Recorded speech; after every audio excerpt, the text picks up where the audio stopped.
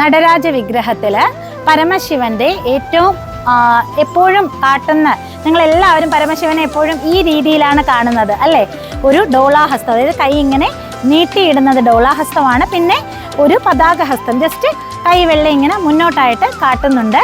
അപ്പോൾ ഇത് എന്താണ് എന്നുള്ളത്, മോളെ ഈ ഡോള എന്താണ്? സ്ഥിതി. ഇതെന്താണ്? മോക്ഷം അഥവാ അനുഗ്രഹം.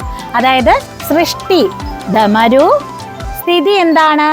ഈ കൈ ഡോളാഹസ്തം, സ്ഥിതി നമ്മുടെ ജീവിതത്തിലെ സ്ഥിതിയെയാണ് കാട്ടുന്നത്.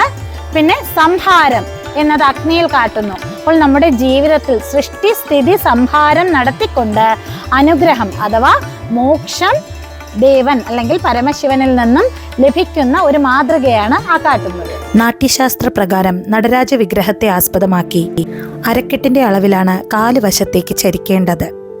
എന്നാൽ ദൃശ്യഭംഗിക്കായി കാലൽപ്പം കൂടി ഉയർത്തിക്കൊടുക്കുന്നത് അല്പം കൂടി സുന്ദരമായി തോന്നുന്നു. നടരാജൻ മുയലകൻ എന്ന രാക്ഷസന് നെഞ്ചിനു മുകളിൽ നിന്നാണ് ഈ നില തുടരുന്നത്. അപസ്മാര പുരുഷൻ എന്നറിയപ്പെടുന്ന ഈ മുയലകൻ മനുഷ്യ ഹൃദയങ്ങളുടെ നെഗറ്റീവായ തലങ്ങളെയാണ് കാട്ടുന്നത്. അത്തരം തലങ്ങൾ ചവിട്ടിത്താഴ്ത്തി നന്മയിലൂടെ മോക്ഷം നൽകുന്നതാണ് ഈ ഉയർത്തിയ കാൽ നമുക്ക് പ്രതീകമാക്കി തരുന്നത്.